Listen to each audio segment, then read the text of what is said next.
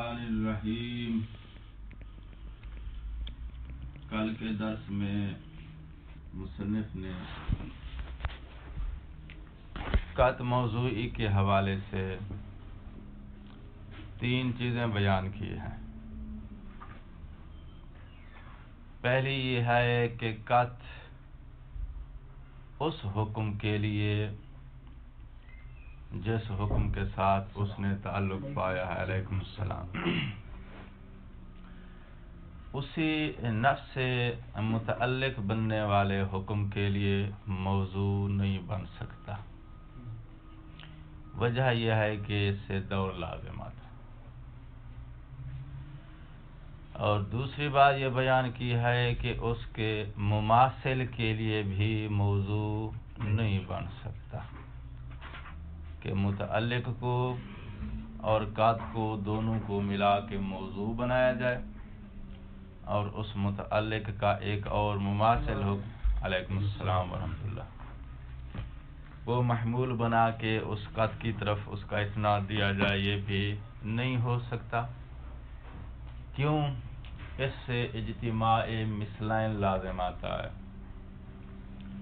اور تیسری چیز یہ بیان کی ہے کہ جو قط کا متعلق حکم ہے اس کا کوئی غیر حکم وہ اس قط کی طرف اسناد دیا جائے اور قط کو اپنے متعلقہ حکم کے ساتھ ملا کے مجموعے کو موضوع کی جگہ پر رکھا جائے، ایسا بھی نہیں ہو سکتا۔ اس کی وجہ یہ ہے کہ اس طرح کرنے سے قط کے متعلقہ حکم کا جو موضوع ہے اس کے اندر اجتماع ضدین لازم آ جائے۔ اچھا، یہ ہے کس کی بات؟ قط کی۔ اسی زاویہ نظر سے مصنف نے گفتگو کا آغاز کیا ہے ظن کے بارے میں، لیکن ظن کے متعلق قیل و قال کچھ زیادہ ہے اور اس کا زیادہ تر جو بینیفٹ آئے گا وہ آپ کی تحریک فکر کے حوالے سے آئے گا۔ آپ کی فکر کے اندر تحریک پیدا ہوگی، وسعت پیدا ہوگی، کیونکہ یہ ساری بات جو ہے وہ عقلی امکان سے ہو رہی ہے، میدان میں واقع میں اس کا کوئی مصداق بحث کا نہیں ہے۔ تو امکانی بحثیں جو ہوتی ہیں وہ صرف فکر کی تحریک کے لیے ہوتی ہیں کہ عقلاً ایسے بھی ہو سکتا ہے، ایسے ہو تو پھر یہ ہو سکتا ہے، یہ نہیں ہو سکتا۔ تو عقل جو ہے وہ اپنا ایک نظام جو ہے اس کی تفکیر کا کہ لازم ملزوم کے ذریعے وہ جسر بنا کے سفر کرتی ہے، تو اس پر جو ہے وہ سفر کرانے کے لیے فکر کو تحریک دیتے ہیں۔ جو حقائق واقعہ ہوتے ہیں ان کو درک کرنے کے لیے، ان کو سمجھنے کے لیے جو بات کی جاتی ہے اس کا ذرا پہلو مختلف ہوتا ہے۔ وہاں صرف تحریک مقصد نہیں ہوتی، وہاں تحریک کے ساتھ ساتھ علم میں اضافہ کرنا اور کوئی چیز کسب کرنا یہ مقصد ہوتا ہے۔ اب کوئی چیز کسب ہوگی نہیں ہوگی یہ تو میں گارنٹی نہیں دیتا ہوں، لیکن فکر میں تحریک آئے گی۔ اچھا، موضوع کلام کیا ہے آج؟ ظن۔ مصنف کہتا ہے کہ ظن پہلی صورت میں قط کی طرح ہے۔ اب صورتیں 3 میں نے ابھی اس لیے بیان کی ہیں تاکہ ظن سمجھانا آسان ہو جائے میرے لیے۔ اگر پھر ظن کے لیے پھر رپیٹ کرتا رہوں گا تو پھر بات نہیں بنے گی۔ 3 صورتیں قط کی یاد ہے نا، قط والی، کل والی، تو ان میں سے جو پہلی صورت ہے ظن، اس پہلی صورت میں قط کی مانند ہے۔ کیا مطلب؟ ظن جس حکم کے ساتھ تعلق پاتا ہے اس نفس الحکم کو ظن کو موضوع بنا اور ظن کے اوپر اس کو حمل کرو، اس کا اسناد دو، ایسا نہیں کر سکتے۔ نفس الاشکال آئے گا۔ کون سا؟ دور کا۔ حسن، اور تفصیل کل گزر چکی ہے۔ باقی رہ گی 2 صورتیں، مماثلہ اور ضدین والی۔ کہتے ہیں ظن کے مورد میں آپ ایسا کر سکتے ہیں۔ کیا مطلب؟ کہ ظن نے جس حکم سے تعلق پایا ہے اس متعلقہ حکم کو اور ظن کو دونوں کے مجموعے کو موضوع قرار دو اور متعلقہ حکم کے مماثل کو اس مجموعے کے اوپر حکم لگاؤ، یا उस मुतलका हुक्म के गैर को इस मजमूए के ऊपर तुम हुक्म लगाओ। तो मिसलैन और ज़िद्दैन वाला जो ऑप्शन है, यहाँ वो मिसलैन का इज्तिमा का इश्काल या ज़िद्दैन के इज्तिमा का इश्काल नहीं आएगा। जब नहीं आएगा तो तुम मुमासिल हुक्म या मुतगायर हुक्म जारी कर सकते हो। किसके ऊपर? ज़न के ऊपर। ज़न के ऊपर से मुराद यह है कि ज़न और ज़न के मुतलका हुक्म दोनों को मिला के मजमूए को मौजू की जगह पे रखो, और इनके ऊपर जो हुक्म लगाया जाए वो कौन सा हो? मुतलका हुक्म का मुमासिल या उसका मुतगायर लगा सकते हो। और लगाने से जैसा कि कात में इज्तिमा मिसलैन या इज्तिमा ज़िद्दैन का इश्काल आया था, इधर वो इश्काल नहीं आएगा। ठीक है जी? क्यों नहीं आएगा? यहां से आज दर्ज शुरू होने लगा। ग्राउंड बना दिया हमने बहस का।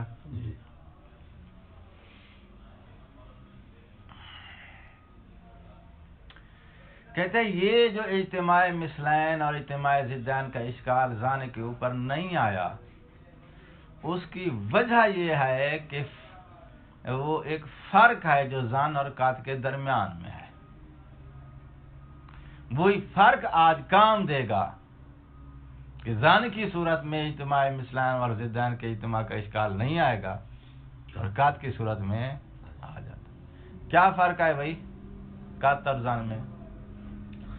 कहते हैं कात और ज़ान में फर्क यह है कि ज़ान में होता है इह्तिमाल खिलाफ,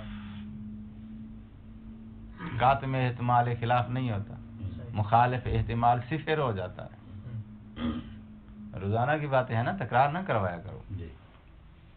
जो बात रोजाना दोहराई जाए तो उसको हस्ब एहतियाज ही दोहराना चाहिए। तो कात में जो मुखालिफ इह्तिमाल होता है वो सिफर होता है। ज़ान में जो इह्तिमाल होता है मुखालिफ वो सिफर नहीं होता, वो इह्तिमाल खिलाफ मौजूद होता है। ठीक है जी। तो इह्तिमाल खिलाफ मौजूद होते हुए जब ज़ान किसी हुक्म से ताल्लुक़ पाएगा तो उस हुक्म को तुम वाक़ई का दर्जा नहीं दे सकते हो। ठीक है जी। हुक्म की कितनी किस्में हैं? हुक्म ज़हरी, हुक्म वाक़ई। तो ज़ान ने जिस हुक्म के साथ ताल्लुक़ पाया है उसको वाक़ई का नाम नहीं दे सकते, तो फिर क्या नाम आएगा? ज़ाहिर या संतों। इसका मतलब यह है कि ज़ान का जो मुतअल्लिका हुक्म होता है वो तअब्बुदाना वाक़ई होता है, हकीकतन वाक़ई नहीं होता। हकीकतन वो ज़ाहिरी होता है। हम जो पीछे कह चुके हैं कि हमारे पास जो है वो मुकल्लफ के सामने जो है वो हुक्म शरई हासिल करने के लिए 3 ऑप्शन हैं, कती दलील, ज़न्नी दलील, असूल अमलिया, शरिया उसूल अमलिया अकलिया। 2 हुक्म ज़ाहिरी देती हैं, 2 हुक्म वाक़ई देती हैं। ये जो 2 हुक्म वाक़ई 2 देती हैं, इनमें से वाक़ई हुक्म सिर्फ एक ही देती है। वो कती दलील है आसान। तो जो ज़न्नी दलील है, इसने जो हुक्म वाक़ई दिया है उसको हमने वाक़ई तअब्बुदान कहा है। ठीक है ना? क्योंकि हमने इस ज़ान को कात के मकाम पे रखा है, जिसकी वजह से फिर इसका मुतल्लिका हुक्म वाक़ई हो जाता है तअब्बुदान। लिहाजा ज़ान वाला हुक्म, ज़ान का मुतल्लिका हुक्म हकीकतन वाक़ई नहीं है, बल्कि क्या है? ज़ाहिरान, सॉरी, वो हकीकतन वाक़ई नहीं है, हकीकतन ज़ाहिरी है। अगर उसको आप हकीकी वाक़ई हुक्म का नाम देते हो तो वो आप तअब्बुदान वाक़ई कह रहे हो, वरना हकीकतन तो वो वाक़ई नहीं था। ठीक है? तो कहता है फिर अब हम ज़ान के साथ मामला करेंगे वही जो कुछ ज़ान की अपनी पोजीशन है, और वो क्या है कि जिस हुक्म से ये ताल्लुक़ पाता है वो हुक्म ज़ाहिरी कहलाता है, हकीकतन वाक़ई नहीं कहलाता। उसको वाक़ई कहा जाता है तो तअब्बुदान कहा जाता है। कहता है तअब्बुद को छोड़ दो, उसी पे आ जाओ, जो कुछ वो है। जो कुछ है वो क्या है? ज़ाहिरी। आसान। अच्छा, तो अब हम बिना रखने लगे हैं किस बात पे? ज़ान की अपनी जो उसकी शख्सी हैसियत है उसी पे। وہ جو قائم مقام بنا کے قات کی جگہ پہ لے جاتے تھے، اب اس کی طرف ہم نہیں جا رہے، ٹھیک ہے، کیونکہ ادھر جائیں گے تو پھر احکام سارے قات والے آ جائیں گے۔ تو اب ہم جو بنا رکھنے لگے ہیں اگلی ساری بحث کی، وہ کس نقطے پہ رکھ رہے ہیں کہ زن کو ہم نے لیا ہے اس کی اپنی ذاتی جو اس کی قیمت ہے اسی کے مطابق، اور وہ کیا ہے کہ جس حکم سے یہ تعلق پاتا ہے وہ حکم ظاہری ہے۔ متوجہ ہوگا؟ اچھا، تو اس کا مطلب یہ ہے کہ طرق اور امارات جب کسی موضوع کے لیے حکم بیان کرتی ہیں تو وہ حکم ظاہری ہے، یہی بنا رکھنے لگے ہیں نا جی، جہاں حکم ظاہری ہو وہاں واقعی بھی ہوتا ہے، ٹھیک ہے حسن رضا؟ جہاں ظاہری ہو وہاں لا محالہ اس کا کوئی حکم واقعی بھی ہوتا ہے۔ ہمیں علم نہیں ہے تو اس کا یہ مطلب نہیں ہے کہ اللہ نے اس کا حکم واقعی خلق ہی نہیں کیا ہے، شارع نے اس کے لیے واقعی حکم کو جعلی نہیں کیا ہے۔ ظاہری کی طرف تو ہم چلے جاتے ہیں اس لیے کہ اس کا ہمیں علم نہیں ہے، علم نہ ہونا اور بات ہے، اس کے لیے حکم کا جال نہ کیا جانا اور بات ہے۔ تو آپ یہ نہیں کہہ سکتے کہ کچھ احکام موضوعات کے لیے اللہ نے واقعی احکام جال کیے ہیں اور کچھ کے لیے نہیں کیے ہیں، جن کے لیے نہیں کیے ہیں ان کے لیے ہم ظاہری لے آتے ہیں، نہ باقی احکام سب کے لیے جال ہو چکے ہیں، جال سب کے لیے ہو چکے ہیں۔ جن کے حکم کا پتہ چل جاتا ہے اس کو اسی کے مطابق عمل کرتے ہیں، جس کے حکم واقعی کو پتہ نہیں چلتا، ہوتا ہے وہاں پر واقعی لیکن ہمیں پتہ نہیں ہوتا، تو پتہ نہ ہونے کی وجہ سے پھر ہم اس کے لیے ظاہری لے آتے ہیں۔ تو ظاہری کی صورت میں واقعی بھی ہوتا ہے، ٹھیک ہو گئی بات؟ اچھا، تو زن نے جیسے حکم سے تعلق پایا وہ متعلقہ حکم کیا ہے حسنین رضا؟ ظاہری۔ تو اب زن اور اس کا متعلقہ حکم جو کہ ظاہری ہے، دونوں کے مجموعے کو موضوع کی جگہ پر رکھو، اس کے اوپر مماثل یا متغیر حکم الواقعی جاری کر سکتے ہو، چونکہ یہ حکم غیر ہے اور ہے، وہ حکم اور ہے۔ اجتماع مثلین تب لازم آتا ہے جب دونوں ایک ہی کیٹیگری کے ہوں۔ یار کل دس گیا ہے گھر، جو حکم نے لگایا ہے معمول کے طور پہ، جو ہاں حکم واقعی ہے، یہ حکم واقعی ہے، مماثل بننے والا، یہ ہم نے کہاں سے لیا ہے؟ کسی اور دلیل سے، کیونکہ زن کو تو ہم نے موضوع کی جگہ پر رکھ دیا ہے۔ جب موضوع کی جگہ پر رکھا ہے تو اب اس پر جو حکم لگایا جائے گا وہ حکم آپ یہاں سے نہیں لے سکتے، وہ کسی اور دلیل سے لے سکتے۔ شرعی آئے گا، وہ ثابت ہو۔ کل یہ کہہ چکا ہوں کہ جو دلیل حکم بیان کرتے حکم کا موضوع بیان نہیں کرتے، صحیح ہے، تو زن کو آپ نے موضوع بنا کے موضوع کی جگہ پر رکھ دیا، تو اس پر جو حکم لگا رہے ہو پھر یہ کسی اور دلیل سے لوگے، تو جس دلیل سے لے رہے ہو وہ قطعی ہے، تو یہ حکم واقعی ہو جائے گا، تو حکم واقعی المماثل سے لگایا جا رہا ہے، ٹھیک ہے۔ اور اگر وہاں موضوع کی جگہ پر رکھا ہوا ہو قط، تو متعلقہ حکم ہوگا واقعی، تو اوپر یہ لگایا گیا ہے واقعی، پھر وہ بھی واقعی یہ بھی واقعی، موضوع کے اندر اجتماع مثلین ہو جائے گا۔ اور اگر آپ نے زن کے ساتھ جو متعلقہ حکم جو ہے وہ ہے ظاہری، چونکہ زن ہے، چونکہ زن اور قط کا فاصلہ دے چکے ہیں ابھی، قط کا متعلقہ حکم باقی ہے، زن کا متعلقہ حکم ظاہری ہے، تو وہ ہے اب موضوع کی جگہ پر حکم رکھا ہوا ہے ظاہری، اور یہ حکم جو لگا رہے ہیں مماثل، یہ ہے حکم واقعی، تو زن کا متعلقہ حکم اور یہ حکم جو اب زن کے مجموعے کے اوپر جا رہا ہے، دونوں نے جانا کہاں ہے آخر میں؟ اس موضوع پہ، کس موضوع پہ؟ زن کا جو موضوع ہے زن کے متعلقہ حکم کا۔ کل والا درس نہ دہراؤ یار، کیونکہ زن کو تحقق کے لیے حکم چاہیے، جیسے اسی طرح اس حکم کو تحقق کے لیے بھی آگے موضوع چاہیے، تو زن اور حکم کو تم نے موضوع بنا دیا ہے تو بات یہاں ختم تھوڑی ہو رہی ہے، ان کو آگے ایک اور موضوع چاہیے جس کو تحقق کے لیے کسی اور کی احتیاج نہیں ہے، پانی سارا جا کے وہاں جمع ہوگا، تو یہ حکم جو زن کے ساتھ زن کا متعلقہ ہے یہ ڈائریکٹ لگا ہوا ہے اس موضوع کے اوپر، اور یہ حکم جو آپ نے اس مجموعے کے اوپر لگا ہے یہ بھی پلٹ کے جائے گا اسی پر، کیوں؟ اس لیے کہ زن اور زن کا متعلقہ حکم یہ دونوں موضوع ضرور بن رہے ہیں، مگر وہ موضوع جو ہے منتہی نہیں ہو رہا ہے، منتہی اس نے کس میں ہونا ہے؟ اس موضوع پہ جو موضوع قائم بذات ہی ہے، تو اس موضوع میں جا کے پھر جمع ہو جائیں گے دو حکم. کون سے؟ ایک زن کا متعلقہ حکم اور ایک یہ حکم جو زن اور متعلقہ حکم کے مجموعے کے اوپر تم نے لگایا ہے. ٹھیک ہے نا؟ یہ بھی واقعی یہ بھی واقعی، تو وہاں اجتماع مثلان ہو جائے گا. اگر یہ ظاہری ہے یہ واقعی ہے، چاہے دوسرے کی یہ مماثل ہیں، مگر یہ کہ ایک ظاہری ہے ایک واقعی ہے، یہ وہاں جمع ہو سکتے ہیں. تو جو حکم لگا رہا ہے وہ بھی جو دنی ہو تو ابھی آ رہا ہے نا، تو کی طرف تبھی جائیں گے نا جب یہ کلیئر ہو جائے. یہ تماثل وجوب کے اعتبار سے آ رہا ہے، وہ بھی واجب ہے، یہ واجب ہے، یہ تماثل اس میں. ہاں جی، تماثل کا مطلب وہ بھی واجب ہے یہ واجب ہے.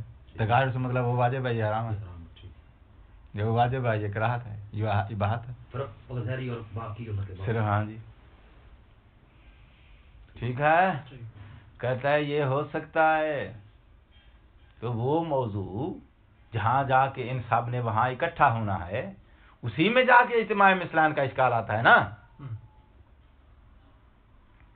تو اس کے اندر اجتماع مثلان تب آئے گا جب یہ متعلقہ حکم اور اوپر لگایا جانے والا حکم دونوں واقعی ہو.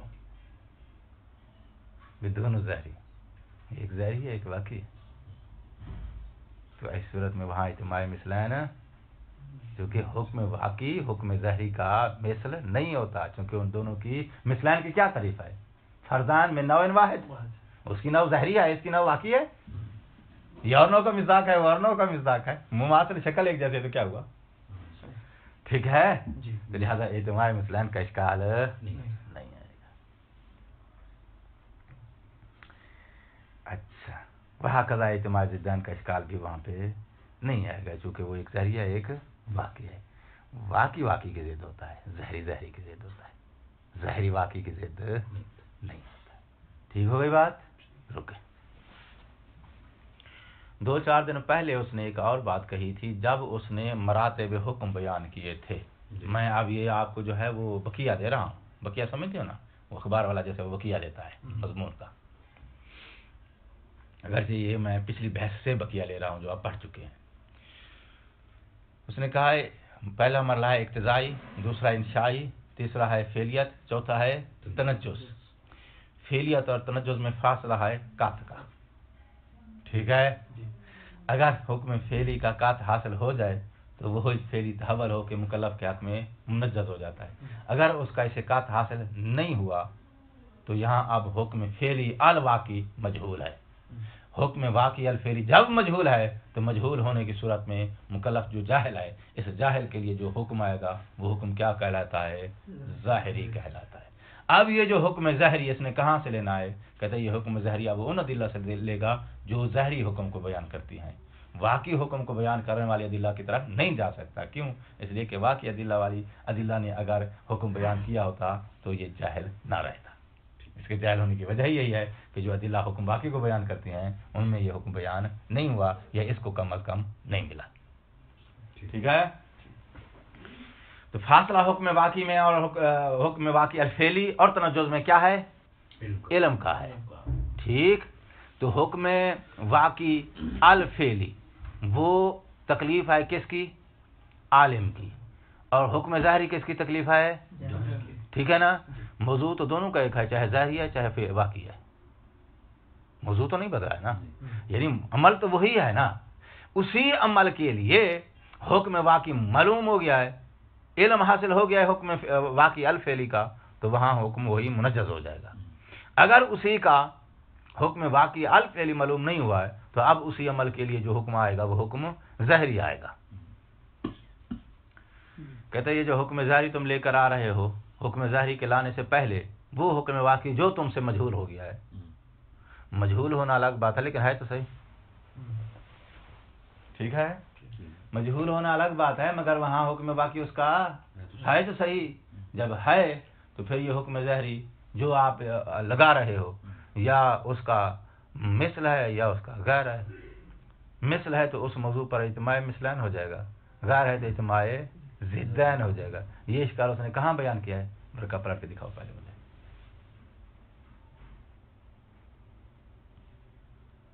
یاد کریں نا سر. چلو واپس چلو رپیٹ کرو اس کو. القواعد المقررہ للجاہل شرعا نعم في كون هذه المرتبة المورد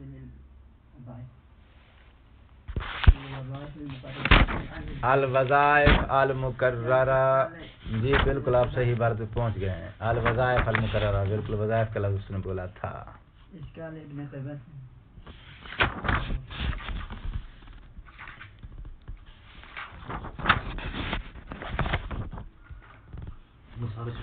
تجری سے 2 لائنیں اوپر دیکھو، جہاں تجری کی بحث شروع ہوتی ہے سے 2 لائنیں اوپر دیکھو. نعم فی کونہ ہی بہذہ المرتبۃ، وہ کونہ ہی کی ضمیر حکم واقعی کی طرف جا رہی ہے. وہی حکم واقعی بہذہ المرتبۃ جو اس فعلیت کے مرتبے میں ہوتا ہے، یہی حکم واقعی فعلیت کے مرتبے میں آنے کے بعد مورد بنتا ہے. کس کے لیے؟ للوظائف، ان وظائف کے جاری ہونے کے لیے جو مقرر کیے گئے ہیں شریعت کی طرف سے. للجاہل، جاہل مکلف کے لیے. جاہل کس بات سے جاہل ہے؟ وہ حکم واقعی سے جاہل ہے. تو حکم واقعی جب فعلیت کے درجے میں پہنچتا ہے تو پھر فعلیت کے رتبے میں پہنچ کے اگر عالم ہو جاتا ہے مکلف تو یہی تکلیف بنے گا. اگر وہ جاہل رہ جاتا ہے تو پھر یہ حکم واقعی اس کے لیے تکلیف نہیں بنے گا. وہ وظائف جاری ہو جائیں گے اس مورد میں آ کے. کون سے؟ المقرر للجاہل. تو اشکال ہے اس مقام پر لزوم اجتماع ضدین اور مثلین. ضدین کس کی؟ یعنی وہ حکم واقعی اور حکم ظاہری. مثلین یعنی حکم واقعی اور حکم ظاہری. وہی سیم صورت یہاں موجود ہے. یہ میں نے صرف حوالہ اس لیے دے دیا ہے کیونکہ اس دن میں نے یہ اشکال بہت خوبصورت طریقے سے بیان کر دیا ہے. تو آپ لوگ جو روزانہ 3 بار مباحثے کرتے ہو تمہارے ذہن میں ہونا چاہیے نا کہ یہ اشکال پہلے پڑھ چکے ہیں. آج یہ سبت الحسن. اچھا، لہٰذا اس کو میں اب رپیٹ نہیں کروں کیونکہ تم کو عادت ہو گئی ہے لیکن سب سے پہلے دینے کی.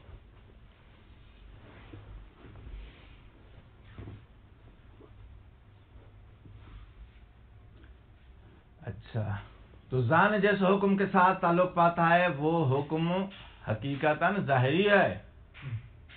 ٹھیک، تو اب وہ متعلقہ حکم جو کہ ظاہری ہے اس کو اور ذان کو دونوں کو ملا کے مجموعے کو ہم نے موضوع کی جگہ پہ رکھا ہے. اور اس مجموعے کے اوپر ہم جو حکم جاری کر رہے ہیں وہ متعلقہ حکم کا مماثل بھی ہو سکتا ہے، متغیر بھی ہو سکتا ہے. ٹھیک ہے، اور دونوں جاری کر سکتے ہیں.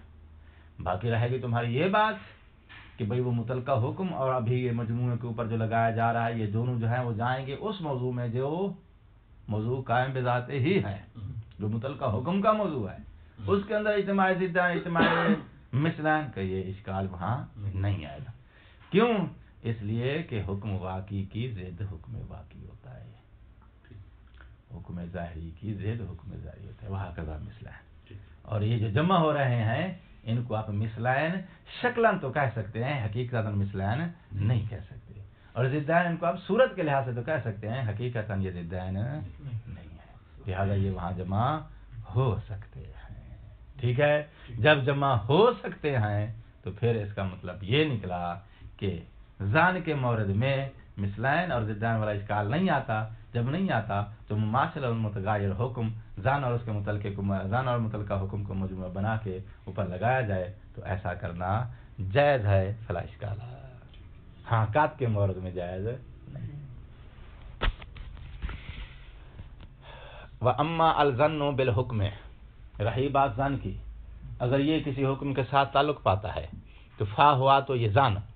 وَإِنْ كَانَ كَالْقَطْعِ، اگرچہ یہ قط کی مانند ہے فی اس آپشن میں جو پہلے والا ہے. 3 تھے نا، پہلے نمبر والے آپشن میں یہ قط کی مانند ہے. وہ کون سا ہے؟ عدم جواز اخذ ہی، اس ظن کو آپ اخذ نہیں کر سکتے. فی موضوع نفس ذالک الحکم، اسی نفس الحکم کے موضوع میں آپ اس ظن کو اخذ نہیں کر سکتے. کون سا نفس الحکم؟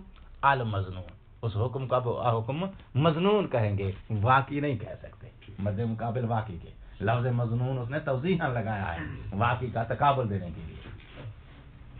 اچھا، الا مگر، کیا بھائی مگر؟ کہتا ہے یہ 3 تھی نا تو ایک میں اس کے معنی ہو گیا نا. انہو لما کانا معہو معہو یعنی زان کے ساتھ جو حکم ملا ہوتا ہے، یعنی زان جیسے حکم کے ساتھ تعلق پاتا ہے، وہ حکم جو ہے مرتبۃ الحکم الظاہری محفوظتاً، اس حکم کے اندر ظاہری حکم والا مرتبہ محفوظ رہتا ہے، یعنی تعبداً اس کو تم واقعی بنا بھی دو، پھر بھی اس کے اندر وہ ظاہری والی جو کوالٹی ہے وہ باقی رہتی ہے، کیونکہ احتمال خلاف جو ہے وہ تعبداً ہم جو ہے وہ اس کو ملغا کر دیتے ہیں، مگر یہ کہ وہ ہوتا تو ہے وہاں پہ۔ اگر سالن میں نمک کم ہو، محسوس نہ ہو، تو محسوس نہ ہونا الگ بات ہے، مگر یہ کہ ہے تو صحیح نا، تو تعبداً ہم نے اس کو واقعی بنا دیا ہے، مگر وہ احتمال خلاف وہاں ہے تو صحیح، جو محسوس، چونکہ تعبد کی وجہ سے ہمیں محسوس نہیں ہو رہا، مگر وہ وہاں احتمال خلاف ہے تو صحیح نا، جب ہے تو پھر اس کی وجہ سے اس کا حکم کیا کہلائے گا؟ حکم ظاہری۔ تو کہتا ہے جو زن کا متعلقہ حکم ہے، اس حکم کے اندر ظاہری حکم والا رتبہ، ظاہری حکم والی پوزیشن، ظاہری حکم والی اس کی جو کوالٹی ہے وہ محفوظ اور باقی اس کے اندر رہ جاتی ہے، ٹھیک ہے نا؟ جب رہ جاتی ہے تو پھر اب کانا، یہ لمحہ کی جزا ہے، کانا جعلو حکم آخر، حکم آخر سے مراد حکم واقعی نا، جس کو اب ہم نے اس مجموعے کے اوپر لاگو کرنا ہے آسان تو ایک دوسرا حکم جو ہے فی مورد ہی، اس زان کے مورد میں شارع کی طرف سے جال کیا جائے، تو اس کا جال کرنا بے مکان من الامکان عقلاً ممکن ہے۔ ابھی بات کہہ چکا ہوں، بات عقلی امکان کی ہو رہی ہے، ٹھیک ہے؟ یعنی جس حکم کے ساتھ زن نے تعلق پایا ہے، تو یہ مورد زن کا ہو گیا نا، اور وہ متعلقہ حکم کیا ہوگا؟ ظاہری۔ تو اس زن والے مورد میں عقلاً ممکن ہے، لفظ امکان کا ترجمہ عقلاً امکان سے کروں گا، عقلاً ممکن ہے شارع اسی موضوع کے لیے ایک اور حکم واقعی جال کر دے۔ جب جال کرنا شارع کے لیے ممکن ہے تو پھر اس کے اوپر لاگو کرنا بھی، مجموعے کے اوپر حکم ثانی مماثل یا متغیر لاگو کرنا بھی ممکن ہے۔ بات ابھی وہ کس کی کر رہا ہے؟ جال کی کر رہا ہے، یہ ذہن میں رہے۔ ایک ہوتا ہے کسی موضوع کے لیے حکم کو جال کرنا، ایک ہوتا ہے اس حکم کو موضوع کی طرف اسناد دینا۔ اسناد کا مرحلہ متأخر ہے جال سے، اگر جال کرنا ممکن نہیں ہے تو اسناد کرنا بھی ممکن نہیں ہے، اور اگر جال کرنا عقل ممکن سمجھتی ہے تو پھر اسناد بھی عقل ممکن سمجھتی ہے۔ ہم بات اسناد کی کر رہے تھے کہ زان کو کیا بنایا جائے؟ موضوع، اور ایک حکم کو اس کے اوپر لاگو کیا جائے، اسناد کیا جائے، اور یہ حکم جو اسناد کر رہے ہیں متغیر یا متماثل ہے کس حکم کے؟ اس حکم کے زان نے جس حکم کے ساتھ تعلق پایا ہوا ہے، ٹھیک ہے نا؟ تو ہم بات اسناد کی کر رہے ہیں، لیکن اس نے جو ہے فوراً جو ہے بات جو ہے چلا گیا کس کی؟ جال کی۔ کیوں؟ اس لیے کہ جب عقلاً جال ممکن ہوتا ہے تو اسناد بھی، یعنی گویا یہ اس نے جال والی بات کہہ کے دلیل کو پروف کر، دلیل بیان کر دیا ہے کہ بھئی اسناد ممکن ہے۔ اسناد ممکن ہونے کی کیا دلیل ہے؟ کہتا ہے کیونکہ شارع کے لیے ایسا جال ممکن ہے۔ نہیں سمجھ رہے ہو؟ زان کے مورد میں زان اور اس کے متعلقہ حکم کو، مجموعے کو موضوع بناؤ اور اس کی طرف اسناد دو، متماثل حکم کی یا متغیر حکم کی، دینا جائز ہے۔ کیا دلیل ہے بھئی اسناد دینا جائز ہے؟ اسناد کے جواز کی دلیل یہ ہے کہ شارع کے لیے زان کے مورد کے لیے ایسا متماثل یا متغیر حکم کو جال کرنا چونکہ عقلاً ممکن ہے، یعنی عقل ممکن سمجھتی ہے کہ شارع زان کے مورد کے لیے متماثل یا متغیر حکم کو جال کرے۔ جب عقل شارع کے لیے متماثل اور متغیر حکم کے جال کرنے کو جائز سمجھتی ہے، جب ادھر سے جال ممکن ہو جائے گا تو اب تمہارے پاس پہنچنے کے بعد اس کا اسناد بھی، اس نے بات جال کی ہے، چونکہ جال کو اس نے حیثیت دی ہے دلیل کی۔ اچھا بابا، काना जालो हुक्मिन आखरिन, एक दूसरा हुक्म जो कि वाकई वाला है, उसको जाल किया जाए फी मौरद ही, इस जान के मौरद में। और ये दूसरा हुक्म जो है मिसल हुक्मिल मजनून है, वो मजनून हुक्म की मिसल भी हो सकता है और जिद ही या उसका मुतगायर भी हो सकता है। ये काना जालो हुक्मिन बेमकान मिनल इम्कान, ये दूसरा हुक्म जो है जान के मौरद में इस दूसरे हुक्म का जाल मुमकिन है। ये काना की खबर है, बेमकान जो है क्या है, खबर है किसकी, काना की। यानी काना जालो हुक्मिन वाकियन मुमासिलिन और मुतगायरिन लिल हुक्मिल मजमून मुमकिन अकलन मुमकिन है। अगर ये बात समझ में आ गई है तो अगला इश्काल शुरू करूं। जी। अच्छा, अब यहाँ एक नुक्ता है, उसको फोकस करो ताकि फिर अगला मैं इश्काल समझा सकूं।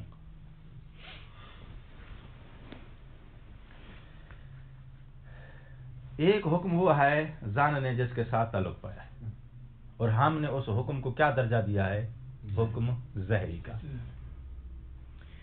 और दूसरा हुक्म वो है जिसका हमने इस्नाद दिया है महमूल बना के। किसकी तरफ इस्नाद दिया है, मौजू की तरफ। मौजू किसके कौन बनाया है हमने, हुक्म जान और जान का मुतअल्लिका ज़हरी हुक्म। जिसका हमने इस्नाद दे रहे हैं ये हुक्म या मुतमासिल है मुतल्का हुक्म का या उसका मुतगायर है। ठीक हो गई ना। ये इस्नाद क्यों जायज है, क्योंकि ऐसे हुक्म को शारे जाल करे ऐसे मौजू के लिए जायज है। अब ऐसे का इशारा जो समझ रहे हो ना, ऐसे मौजू के लिए, ऐसे मौजू से मुराद जो हमने ये मजमूआ रखा हुआ है, ऐसे मौजू के लिए शारे ऐसा हुक्म जाल करे, क्योंकि जाल करना शारे के लिए मुमकिन है, लिहाजा फिर इस्नाद भी अकलाना आप जाल को जायज समझती है तो लिहाजा इस्नाद भी जायज।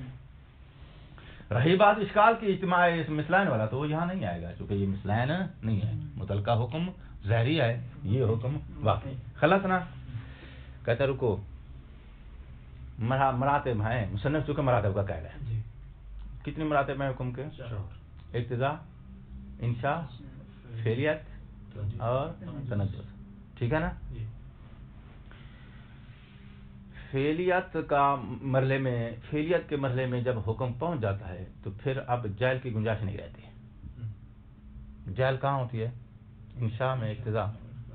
ठीक है ना। क्योंकि फेलियत का मरला जो है ये जाल से मुतअख्खिर है। वाज़ेह हो रही है बात, ये नहीं हो रही। अच्छा, जब फेलियत का मरला मुतअख्खिर है, जान ने जिस हुक्म से ताल्लुक पाया है मानते हैं वो हुक्म जारी है, मगर वो हुक्म जारी फेली है। ठीक है। जान ने जिस हुक्म से ताल्लुक पाया है वो हुक्म मानते हैं जारी है, क्योंकि तुम कह चुके हो इस्तेमाल खिलाफ की वजह से उसका दर्जा जो है वो हकीकी दर्जा जारी का, मगर वो हुक्म जारी क्या है जी, फेली है। जब वो हुक्म जारी फेली है तो फेली का मरला जाल से मुतअख्खिर है। ठीक है ना। जब फेलियत का दर्जा जाल से मुतअख्खिर है तो अब जान और जान का जो मुतल्का हुक्म है वो है हुक्म ज़ाहिरी अल फेली। तो अब इस मौरद में, इस मौरद से मुराद अब ऐसे मौजू के लिए शारे एक हुक्म वाक़ी अल मुमासिल या हुक्म वाक़ी अल मुतगायर को जाल करे नहीं कर सकता। क्यों? इसलिए कि जाल का मरला होता है फेलियत से पहले। तो जो है जाल का मरला होता है फेलियत से पहले। शारे इस मुतगायर या मुमासिल हुक्म वाक़ी को जाल कर सकता था उस वक्त जब वो जान का मुतअल्लिका हुक्म इक्तिजा के मरले में होता या इंशा के मरले में। वो अब आ चुका है फेलियत के मरले में। जब फेलियत के मरले में आ चुका है तो इसका मतलब है उसकी जाल मुकम्मल हो चुकी है। जब उसकी जाल मुकम्मल हो चुकी है तो एक मरतबा शारे ने जाल करके उस मुतल्लिका हुक्म को फेलियत दे दी। अब इधर फेलियत दी जा रही है या जाल किया जा रहा है किस हुक्म को, उसके मुमासिल को। तो फिर इस जाल चूंकि उसकी कंप्लीट हो चुकी है और वो फेलियत के मरले में पहुंच चुका है, तो अब जाल के ये दूसरा हुक्म जब जाल किया जाएगा तो ये भी फिर जाल के बाद क्या हो जाएगा, फेली हो जाएगा। याद है ना, इंशा के मरले में जाल होती है। اقتضاء کے مرحلے میں فقط ملاک ہوتا ہے، انشاء کے مرحلے میں جال ہوتا ہے، اور فعلیت جو ہے جال سے متأخر ہے۔ اب اس متماثل یا متغیر حکم کو جس وقت اشارے کرے گا جال، تو یہ کیا ہو جائے گا فعلیت میں، کیونکہ جال کے بعد اگلا مرحلہ کیا ہے فعلیت کا، اور وہ حکم کیا ہے فعلیت کا۔ دو حکم فعلی ہو جائیں گے جمع، کہاں؟ اس موضوع میں، اور ایک ہی موضوع کے دو، چاہے ایک حکم فعلی ظاہری ہے، دوسرا حکم فعلی الواقعی ہے، مگر ہیں تو دونوں فعلی حکم نا، تو ایک موضوع کے دو فعلی حکم نہیں ہو سکتے۔ جب ایک حکم کے دو فعلی حکم نہیں ہو، ایک موضوع کے دو فعلی حکم نہیں ہو سکتے، تو پھر یہ دونوں مثلین ہیں، تو اجتماع مثلین کا اشکال ہو جائے گا۔ ٹھیک ہے نا؟ تو اس کا مطلب ہے کہ تمہاری دلیل جو جال والی ہے نا، یہ تمہیں اس صورت میں فائدہ دے گی کہ اگر زان کا متعلقہ حکم جو ہے وہ فعلیہ سے پہلے مرتبے میں ہو، انشاء میں ہو، اقتضاء میں ہو۔ زن نے تعلق پایا اس کے انشاء کے مرحلے کے ساتھ، زن نے تعلق پایا اس کے اقتضاء کے رتبے کے ساتھ۔ اگر وہ فعلیت کے رتبے میں آ چکا ہے تو اب زن نے اس کے ساتھ تعلق پایا ہے، تو اب فعلیت کے مرحلے میں آنے کے بعد دوسرا حکم جال کر کے اس کے لیے فعلی قرار نہیں دیا جا سکتا۔ اب قرار دیں گے۔ اچھا، تو نتیجہ پھر کیا نکلا؟ نتیجہ یہ نکلا کہ زن کا اگر متعلقہ حکم فعلیت کے رتبے میں آ چکا ہے تو ایسی صورت میں اب اس متعلقہ حکم کو اور زن کو مجموعہ بنا کے یہ متماثل متغیر حکم جاری نہیں کر سکتے ہو۔ کیوں؟ اشکال آ جائے گا اجتماع مثلین کا یا اجتماع ضدین کا۔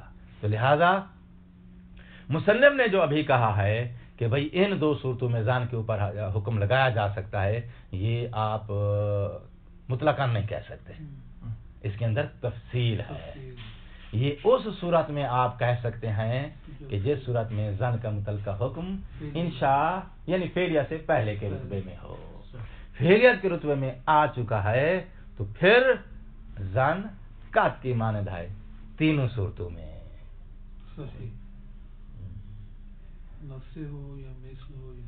ٹھیک ہو گئی بات؟ لیکن اس کا جواب موجود ہے۔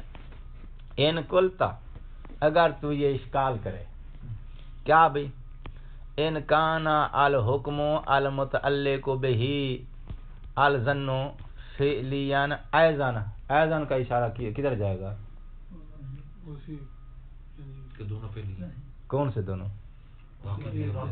یعنی یہ حکم جو ہم نے اوپر لگانا ہے، شارع نے جس کے جال کو ہم نے ممکن قرار دیا ہے، جال کے بعد کیا ہو جائے گا؟ وہ تو پکی بات ہے نا، فعلی ہو جائے گا نا۔ اچھا، اس کے فعلی ہونے میں تو اب کوئی گنجائش نہیں ہے نا، جیسے اشارہ جال کرے گا تو یہ کیا ہو جائے گا؟ فعلی ہو جائے گا۔ اور ایضاً وہ بھی اگر فعلی ہو، فعلیت کے رتبے میں ہو، زان نے جس حکم کے ساتھ تعلق پایا ہے، کیفیت ذہن میں آ گئی ہے؟ اچھا، تو اب کیا ہو جائے گا؟ بے ان یکون الظن متعلقا بالحکم الظاہری الفعلی، ظاہری میں نے لگایا تاکہ وضاحت ہو جائے، ٹھیک ہے؟ اچھا، اگر ایسی ہے بات تو پھر لا یمکن اخذہ، ہو کی ضمیر زن کی طرف جائے گی، ممکن نہیں ہے اس زن کو اخذ کیا جائے فی موضوع حکم واقع فعلی آخر مثلہ و ضدہ۔ ٹھیک ہے؟ تو پھر یہ جو دوسرا حکم واقعی جال ہو کے آ رہا ہے، جال ہونے کے بعد یہ فعلی ہی کہہ رہے گا، تو پھر اس کے لیے اس زن کو آپ موضوع نہیں بنا سکتے ہو، یہ مثل ہو تو بھی، متغیر ہو تو بھی۔ کیوں؟ لے استلزام ہی، کیونکہ اس کو موضوع بنائیں گے تو یہ بات مستلزم ہے، کس بات کو؟ لے استلزام ہی الظن، یعنی زن جو ہے وہ مستلزم ہو جائے گا بے اجتماع ضدین یا بے اجتماع مثلین کو، ٹھیک ہے؟ وَإِنَّمَا يَصِيحُ أَخْذُهُ، اور صحیح، فقط صحیح ہے اس زن کو موضوع کی جگہ پہ رکھنا، کہاں؟ فی موضوع حکم آخر، موضوع حکم آخر سے کیا مراد ہے؟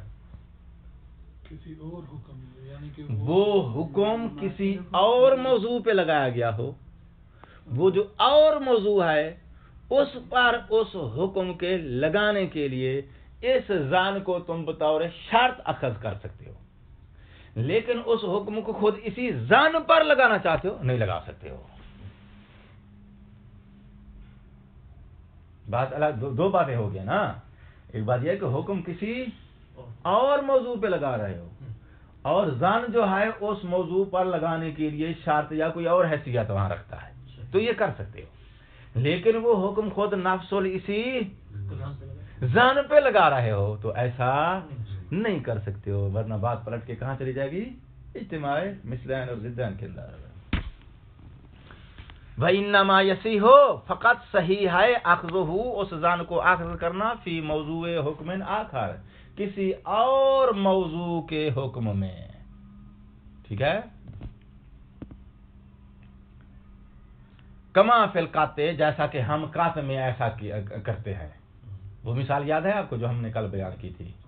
اذا قطعت بوجوب الصلاۃ فیجب التصدق. تو وہ جو یاجب التصدق ہے اس وجوب نے کس پہ لگنا ہے؟ صدقے پہ لگنا ہے. اس پچھلے وجوب صلاۃ پہ نہیں لگنا ہے. وجوب صلاۃ وہ قات کا متعلق ہے. تو قات کا جو متعلقہ حکم ہے وہ ہے وجوب صلاۃ، اور وہ اگلا حکم جو ہے وہ اس قات کے مجموعے پر یا قات کے متعلقہ موضوع کی طرف نہیں جا رہا، وہ کسی اور موضوع کی طرف جا رہا ہے. لیکن کسی اور موضوع پہ لگانے کے لیے ہم نے اس قات بے وجوب صلاۃ کو شرط قرار دیا ہے. تو اسی طرح زن کو شرط بنا سکتے ہیں کہ حکم لگانا ہے کسی اور موضوع پہ، اور اس موضوع پہ لگانے کے لیے اس زن کو آپ شرط بنا سکتے ہیں جیسا کہ تم قات میں کرتے ہو.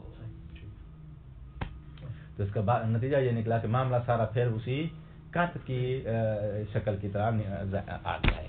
تابق النعل بالنعل، یہ مصنف جو ہے عام طور پہ بولتے ہیں، یہ کئی مقام پہ یہ لفظ آیا ہے کفایہ میں، اور مطلب یہ ہوتا ہے کہ وہ سیم بات وہی یہاں جاری ہوگی. اچھا کل تو بھئی اس کا جواب موجود ہے. کس کا جواب موجود ہے؟ حکم دو ہو گئے ہیں، دونوں فعلی ہو گئے ہیں. ایک حکم فعلی کون سا؟ جو کہ ظاہریہ ہے اور زن کا متعلق ہے. دوسرا حکم فعلی کون سا ہے؟ جو واقعی ہے اور ہم اس زن اور اس کے متعلقہ حکم کے مجموعے پر لگانا چاہتے ہیں. ٹھیک ہے نا؟ کہتے ہیں ممکن ایسا ہو سکتا ہے. اس کا جواب موجود ہے. اجتماع مثلان کا اشکال نہیں آئے گا. اس کا جواب ہے. بھئی کیا جواب ہے؟ کہتے ہیں جواب یہ ہے، توجہ، بحث نہیں ہے، ایک دیوار ہے جس کو اب ہم نے گرانا ہے، اور اس کے اندر جواب ہے اس اشکال کا بھی. کس اشکال کا؟ جو ابھی میں نے آپ کو جو ہے وہ بقیہ کے نام سے آپ کو جو ہے وہ ریفرنس دیا ہے. وہاں اس نے اشکال دیا تھا اور جواب کے لیے کہا تھا انشاءاللہ اس کی تحقیق آئے گی.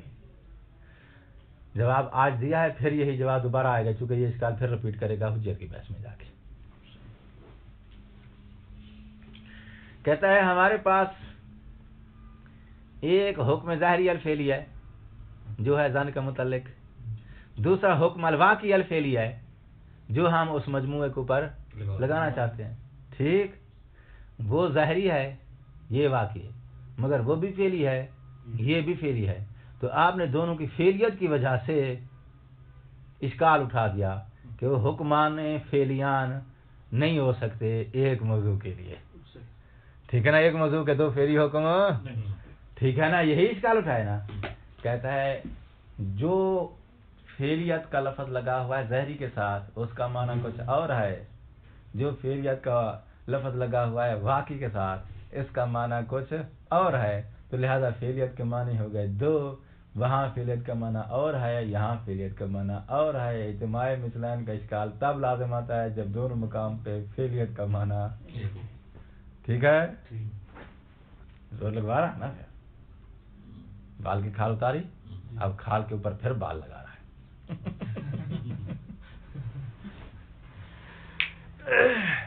کمال ہو گئی ہے بھائی.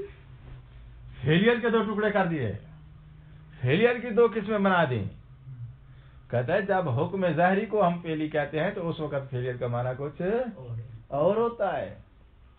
جب حکم واقعی کو ہم فعلی کہتے ہیں تو اس وقت فعلیت کا معنی کچھ اور ہوتا ہے. اشکال آئے گا اجتماع مثلین اور ضدان کا اس صورت میں جب دونوں مقامات پہ فعلیت کا معنی ایک ہو. ٹھیک ہے؟ جب فعلیت کے معنی الگ الگ ہیں تو ایسی صورت میں پھر اجماع مثلین کا اشکال اس صورت میں بھی نہیں آئے گا. کس صورت میں؟ جس وقت حکم ظاہری الفعلی لے کے آتا ہے مکلف اصول سے اور وہاں پہلے ایک حکم فعلی موجود ہوتا ہے، حکم فعلی الواقعی موجود. یہ قبلہ کلیل یہ اشکال ابھی دہرا چکا ہوں، یعنی یہ جو جواب دینے لگا ہوں یہ جواب جو ہے اس اشکال کو بھی اب رفع کرے گا. اچھا ابھی بیان کریں فعلیت کے دو معنی ہیں. کون سے دو معنی ہیں؟ کہتا ہے فعلیت ایک معنی یہ ہے کہ مراد الجدی للمولا، اور دوسرا حکم فعلی وہ ہوتا ہے جو مراد جدی للمولا نہیں ہوتا ہے. جو فرمائیے لوگوں پہ جو حکم ظاہری الفعلی ہوتا ہے وہ مولا کی مراد واقعی یا مراد جدی نہیں ہوتا. جو حکم واقعی الفعلی ہوتا ہے وہ مولا کی مراد جدی ہے. اچھا یعنی وہ مراد جدی ہے، یہ مراد جدی نہیں. کہتا ہے ان دونوں کا فرق، یعنی اس کی فعلیت اور اس کی فعلیت کا جو فرق ہے وہ فرق کا پتہ چلتا ہے ان آثار سے جو ان پہ مرتب ہوتے ہیں. وہ آثار کیا ہیں؟ کہتے ہیں کہ جو حکم فعلی مولا کی مراد جدی ہوتا ہے اس کے آثار یہ ہیں کہ مولا کے لیے ضروری ہے مکلف کو بیان کرے، اس کی جہالت دور کرے اس کو بیان کر کے، تاکہ مکلف اسے جہل نہ رہ جائے. ٹھیک ہے. جو حکم فعلی حکم ظاہری الفعلی مولا کی مراد جدی نہیں ہوتا اس کو بیان کر کے مکلف کو اس کے بارے میں جو جہالت ہے اس کو دور کرنا مولا پہ واجب نہیں ہوتا، کیونکہ یہ اس کی مراد جدی. اگر مکلف کو علم حاصل ہو گیا سو ہو گیا تو اس پہ عمل کرے، نہ ہو گیا تو مولا پر واجب نہیں ہے کہ مکلف کو بتائے بھائی یہ میری مراد ہے، کیونکہ مراد نہیں ہے وہ. ٹھیک ہے. جبکہ وہ دوسرے والا حکم جو جدی مراد جدی ہے، ٹھیک، جب وہ فعلیت کے مرحلے میں پہنچتا ہے تو پھر کیا ہے؟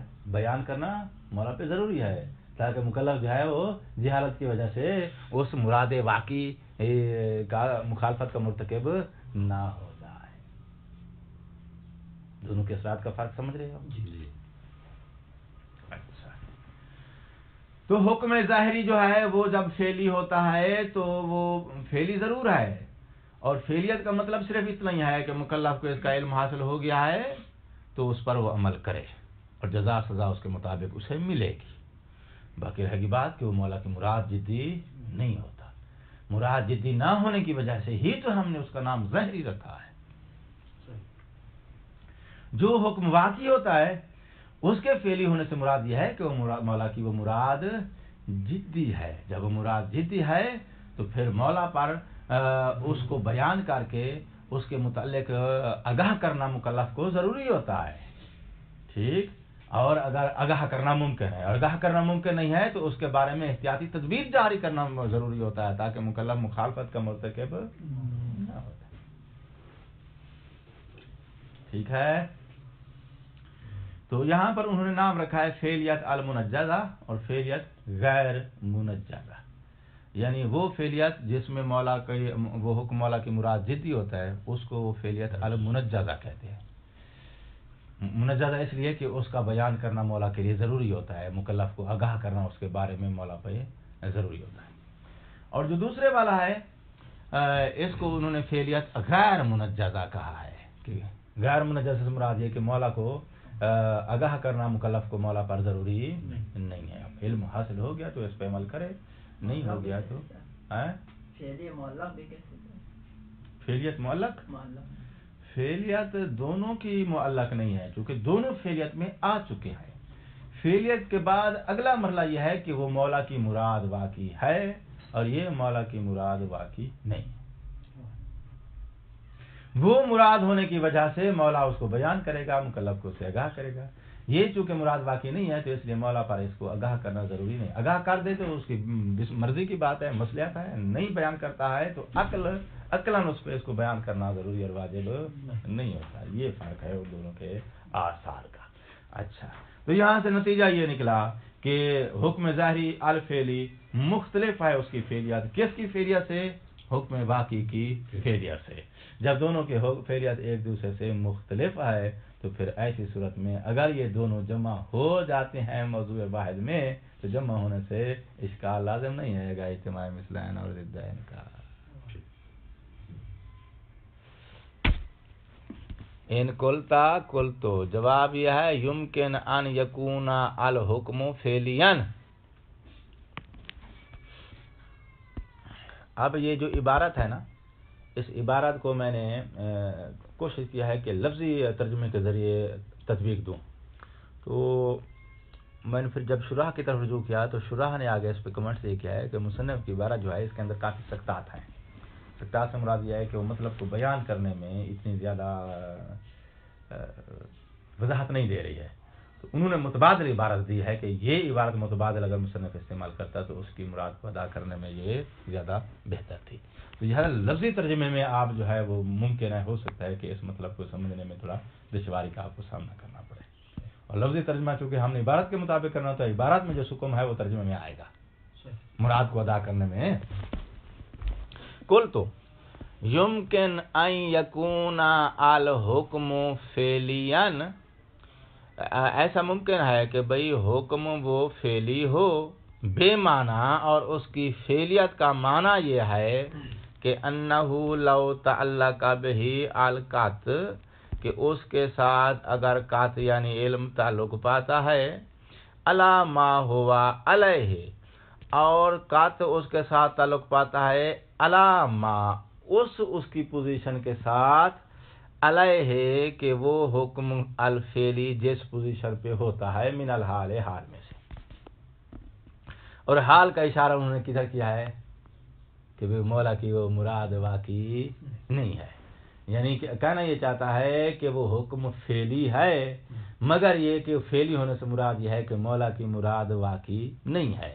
تو ایسے حکم فعلی کے ساتھ کا تعلق پاتا ہے، یعنی ایسے حکم فعلی کے کا مکلف کو اگر علم حاصل ہو جاتا ہے تو لا تنجازا، تو وہ حکم فعلی مکلف کے لیے منجز ہو جائے گا.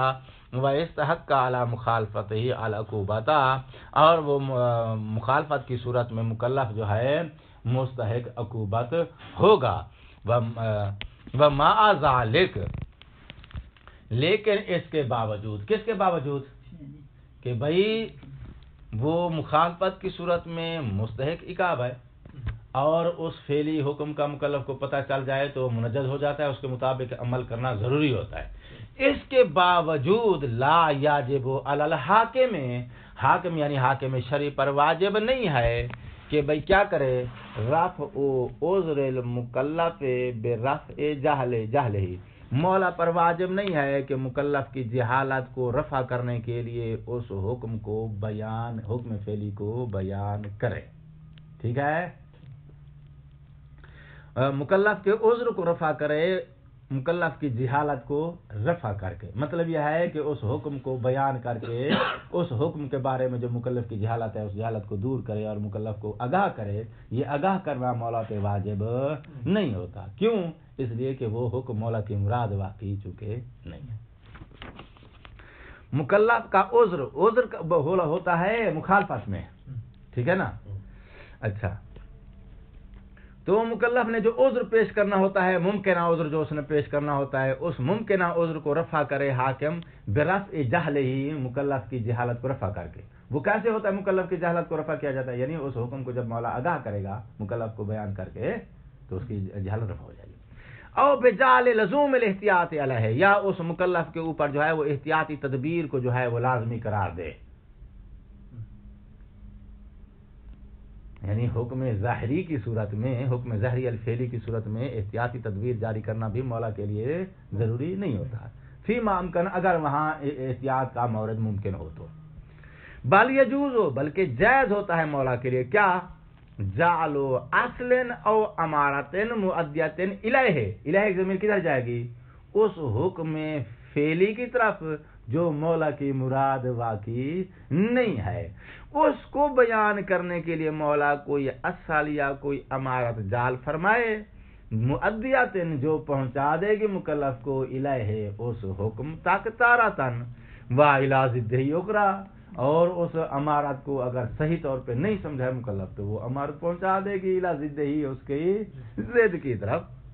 مولا کے لیے ایسا کرنا جائز ہے، یعنی مولا کے لیے جائز ہے کہ اس حکم فعلی جو کہ مولا کی مراد واقعی ایجاد نہیں ہے، زیادہ سے زیادہ یہ ہے کہ مولا اس کے لیے کوئی امارت، کوئی نشانی، کوئی علامت قائم کر دے تاکہ اس امارت سے، اس اصل سے مکلف جو ہے اس حکم کو سمجھ لے، سو سمجھ لے، نہ سمجھ لے تو نو پرابلم، کیونکہ وہ واقعی مراد نہیں ہے۔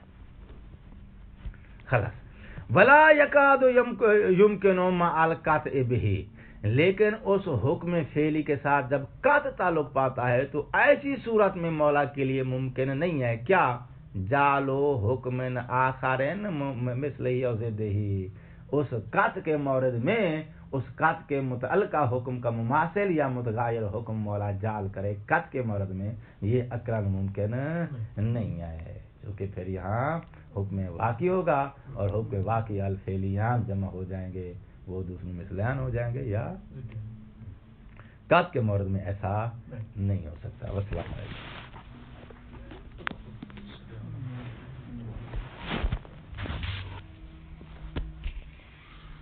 نہیں کرے گی۔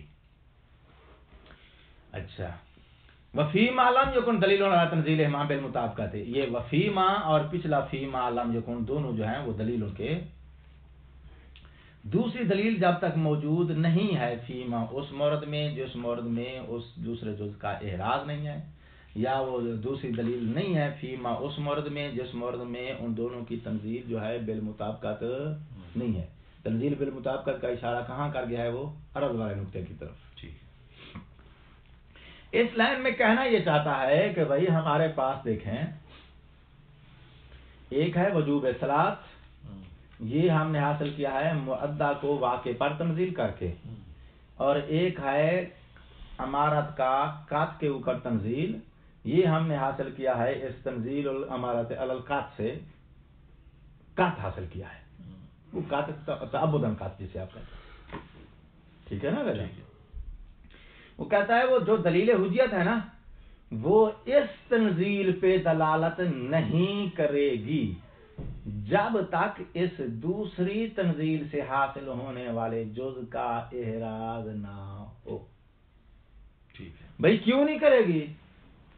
کیونکہ اس کا جز ہے، موضوع کا جز ہے۔ نہ رکیں، کیوں نہیں کرے گی؟ اصل میں یہ کہنا چاہتا ہے کہ اس کی یہ والی دلیل حجت جو ہے اس تنزیل پر جو دلالت ہوتی ہے، اس کی یہ دلالت صحیح دلالت جو ہے صحیح ہونے کے باوجود لغو ہوگی، یہ نقطہ وہ بیان کرنا چاہتا ہے۔ یعنی کہنا یہ چاہتا ہوں کہ ہم نے جو دور کے دو قسطیں دی ہے نا، دوسری قسط کون سی دی ہے؟ لغویات والی، یہ اس لغویات والے پہلو کو بیان کر رہا ہے۔ وہ دلیل نہیں بنے گی، یعنی یوں سمجھیں کہ دلیل حجت جو ہے جو مؤدہ کو واقع پر تنزیل کرنے کے دلالت مطابقی رکھتی ہے، وہ دلالت مطابقی والی دلالت اس کی نہیں ہوگی یا کار آمد نہیں ہوگی جب تک کہ دوسرا جز جو ہے موضوع کا لم یکن محرزان، اس کا آپ احراز حاصل نہیں کرتے۔ فیما لم یکن محرزان حقیقتاً جس مورد میں وہ احراز نہیں رکھتا ہے، یا فیما لم یکن دلیل علی تنزیلہما، یا اس صورت میں کہ جو صورت میں وہ دونوں جو ہیں وہ مدلول مطابقی نہیں ہے۔ اچھا، کما فیما نحن فیہ، جیسا کہ ہمارے مورد میں ایسا ہی ہے کہ موضوع کے دونوں جز جو ہیں وہ مدلول مطابقی بھی نہیں ہیں، اور جو دوسرا جز ہے وہ جو ہے دلیل مستقل کے ذریعے اس کا احراز بھی نہیں ہے۔ اچھا، لم یکن دلیل الامارت، اب اس پچھلی بات کو دوبارہ پھر ریپیٹ کر ہے، لم یکن دلیل الامارت دلیلا علیہ اصلا، امارت کی حجت کو پروف کرنے والی دلیل وہ جو دوسرے والا جز ہے، کون سا دوسرے والا جز؟ جس کے احراز پر کوئی دلیل نہیں ہے، اس پہ یہ حجت کو پروف کرنے والی دلیل اصلا دلالت نہیں کرے گی۔ کیوں نہیں کرے گی؟ اب فَإِنَّ جو ہے تعلیل ہے، کیونکہ فَإِنَّ دَلَالَتُهُ، فَإِنَّ دَلَالَتَهُ، ہو کی ضمیر جا رہی ہے دلیل الحجت کی طرف، وہ حجت کو پروف کرنے والی دلیل جو ہے اس کی جو دلالت پائی جاتی ہے نا علی تنزیل المؤدہ، کون سی دلالت پائی جاتی ہے اس کی؟ मुताब की याद रखो ना, उसकी जो मुद्दा की वाक़े के ऊपर जो तंजील है, उस तंजील पर जो उसकी दलालत है मुताब की है, ये वाली उसकी दलालत दौर बना रहे हैं। ध्यान दो लफ्ज़ मुंह का कहते हैं मेरे, कौन सी उस दलील हुज्जियत की दलालत जो उसकी मुताब की है, किसके ऊपर है वो? मुद्दा की वाक़े वाली तंजील पर। ये उसकी मुताब की दलालत जो है ततवक्कफ़ु मौकूफ है, किस पर? अला दलालते ही, उसी दलील हुज्जियत की जो दूसरी दलालत है वो किस पर है? अला तंजील अल-कात, तंजील अल-कात से मुराद यानी अला तंजील अल-अमारत है मंजिलत अल-कात, अमारत को कात के मंजिल पर जो दूसरी तंजील है उस पर जो उसकी दलालत इल्जामी पाई जाती है ना, यानी कहना ये चाहता है वो जो दलील हुज्जियत है उसकी जो दलालत मुताब की है ये मौकूफ है, उसकी दूसरी वाली जो दलालत उसके अंदर है कौन सी? इल्तिजामी वाली, उस पर मौकूफ है। कैसे? बिल मुलाजमत, मुलाजमत की वजह से। मुलाजमत क्या है? मुलाजमत ये है कि भाई ये वाली तंजील सही होने के बावजूद बेचारी लग़्व है, ये लग़वियत में बचने के लिए मोहताज है उस अव्वल की, और अव्वल का आगे एहराज इससे हो नहीं रहा, किसी और से हो तो ठीक है, इससे करते हो तो फिर मसला बन जाएगा। फिर दौर हाँ, यानी आप उस जुज़ सानी का एहराज ताबुत से, विजान से, कहीं और से करके ले आते हो, नो प्रॉब्लम। अगर जुज़ सानी का आप एहराज करते हो इस तंजील से, तो वो तंजील इल्तिजामी लाजिम होने की वजह से आप केस नंबर अब 1 में उसको आप इसका मोहताज बना चुके हो पहले। ठीक। वला दलालत लहू, और नहीं है दलालत लहू उस दलील हुज्जियत के लिए। कज़ालिक, कज़ालिक का इशारा है इस तंजील अमारत अलल कात वाली, इस तंजील पर उसके पास दलालत नहीं है। कज़ालिक का इशारा समझो किधर है? तंजील अमारत अलल कात, ये वाली जो तंजील है ना, इस तंजील वाली दलालत उसके पास नहीं है, यानी ये वाली दलालत उसको हासिल नहीं होती है, यूं कहें। लाल दलालत लहू हासिलतुन, दलालत हासिल नहीं हो सकती लहू उस दलील हुज्जियत को। कज़ालिक, कज़ालिक यानी तंजील अमारत अलल कात वाली, यानी अमारत को कात पर जो तंजील है इस तंजील पर वो उसको दलालत हासिल नहीं होती, इल्ला मगर कब हासिल होती है? बाद दलालत ही, जब वो दलालत करे अला तंजील मुद्दा, मुद्दा को पहले नाजिल करेगी वाक़े पर, फिर जाके दलालत करेगी वो अमारत को कात पे जाके नाजिल करेंगे। अब यहाँ से वो आ गया है किसकी तरफ? उस पहली किस की तरफ जो हमने इश्काल दरपेरे में बयान की थी। क्यों कहते हैं इन्नल मुलाजमत, क्योंकि मुलाजमत इन्नमा तकूनु बैनल क़त्इ बिही मंज़िलता, क्योंकि मुलाजमत जिसका दावा किया गया है ना वहां रपेरेंट में, वो किसके दरमियान है? बैना तंजीलिल क़त्इ बिल मुअद्दा मंज़िलतल क़त्इ बिल मौज़ूइल हकीकी, यानी वो मुलाजमत दावा किया गया है वो है किसके माबैन? तंजीलुल क़त्इ बिल मुअद्दा, तंजीलुल क़त्इ बिल मुअद्दा, यूं कि वो मुअद्दा के बारे में जो है वो जब अमारत को आप नाजिल करेंगे ना क़त्इ के मकाम पे, तो वो अमारत नहीं क़त्इ ताबुदी कहलाएगी। यानी तंजीलुल क़त्इ अल तअब्बुदी मंज़िलतल क़त्इ इल हकीकी, इसके माबैन व बैन तंजील अल मुअद्दा मंज़िलतल वाक़ि, इन दोनों के दरमियान तंजील का दावा किया, मुलाजमत का दावा किया गया। कहाँ? उस रिपेयरिंग में भाई, क्योंकि आपने इसको मदलूल मुताबकी बनाया था, इसको मदलूल इंतजामी बनाया था जी।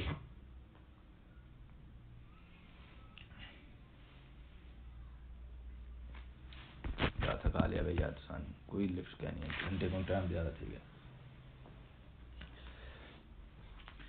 फ़इन्नल मुलाज़मा, क्योंकि तुमने जो लाज़िम मलज़ूम का रिश्ता बनाया है किसके माबैन बनाया है? दो तंजीलों के दरमियान। कौन कौन सी? तंजील नंबर 2 वो है दलालत इल्तिज़ामी वाली, तंजील नंबर 1 मुअद्दा की वाक़े के ऊपर। اس کو التزامی کو آپ نے لازم قرار دیا اور مطابقی کو مدلول مطابقی کو ملزوم قرار دیا، وہاں تم نے لازم ملزوم کا رشتہ بنایا. جب لازم ملزوم کا رشتہ بنایا تو یہ والی تنزیل چونکہ لازم ہے تو لازم آپ نے تحقق میں موقوف ہوتی ہے کس پر؟ ملزوم پر. ٹھیک، تو اب اسی مطابقی تنزیل کو تم حکم کے لاگو ہونے میں، حکم کے ترتب ہونے میں لغویہ سے بچانے کے لیے پھر اسی کو تم موقوف کر رہے ہو اب التزامی والی تنزیل پر، جبکہ پہلے وہی اس پہ موقوف تھی. تو اب بالملازمت کا لفظ 2 بار بول گیا ہے، توجہ ہے. بالملازمت کا لفظ پہلے کہاں بولا ہے؟ اوپر تنزیل القط بالملازمہ. احسنتم، یہ اشارہ ہو گیا ملازمت. اس ملازمت سے مراد وہ ملازمت ہے جو میں نے ابھی بیان کیا ہے کہ تنزیل المؤدی علی الواقع، یہ والی تنزیل محتاج ہے اس تنزیل الامارت علی القط کی. کس بات میں محتاج ہے؟ اس کی لغویات میں بچنے کے لیے. ہاں، تو پھر ان دونوں کے درمیان اس جہت سے ملازمت آ گئی. اب دوسری ملازمت آ رہی ہے کس کے درمیان؟ پھر اسی تنزیل المؤدی اور تنزیل القط کے درمیان. لیکن اب جو تنزیل جو ملازمت آ رہی ہے یہ ملازمت دلالت التزامی اور دلالت مطابقی کے تھرو آ رہی ہے. اچھا، کمال آیا فاجہ کے بعد واضح ہے، مخفی نہیں ہے. فتحمل جیدن، اس میں آپ غور و فکر کریں. فإنه لا يخلو عن دقتين، یہ دقت سے یہ مقام خالی نہیں ہے. مصنف نے 2 قسطوں میں دور بیان کیا ہے. یہ جو دوسری قسط ہے بعین ہی وہی ہے جو پیچھے ریپیئرنگ میں التزام کی، دلالت التزامی اور مطابقی کی اس نے بیان کی تھی. اس لیے اس نے 2 لائنوں میں صرف اشارہ دے کے جان چھوڑ دیا. اور اوپر جو اس نے بیان کیا ہے یہ وہ ہے جو لغویات والا حصہ میں نے ابھی بیان کیا ہے کہ تنزیل یہ والی لغو چلی جائے گی اگر وہ دوسری تنزیل اس کے ساتھ نہیں ملاتے. تو لغویہ سے بچنے کے لیے یہ اس کی محتاج ہے. یہ اوپر بیان ہو چکی ہے. مصنف کی جو تفصیل ہے یا مصنف نے جو ترتیب دی ہے دور کے بیان میں وہ اتنی ہی ہے کہ ڈائریکٹلی اس نے ایک تنزیل کو دوسری تنزیل پر موقوف قرار دے دیا ہے، پھر دوسرے مرحلے میں جا کے اسی کو پہلی پر موقوف قرار دے دیا. اب شارح نے اسی دور کو کھول کے تھوڑا دورانیہ لمبا کیا ہے، تو یہ انشاءاللہ میں کل دوبارہ پھر تکرار کر دوں گا تمہاری سہولت کی خاطر. والسلام علیکم ورحمۃ اللہ وبرکاتہ.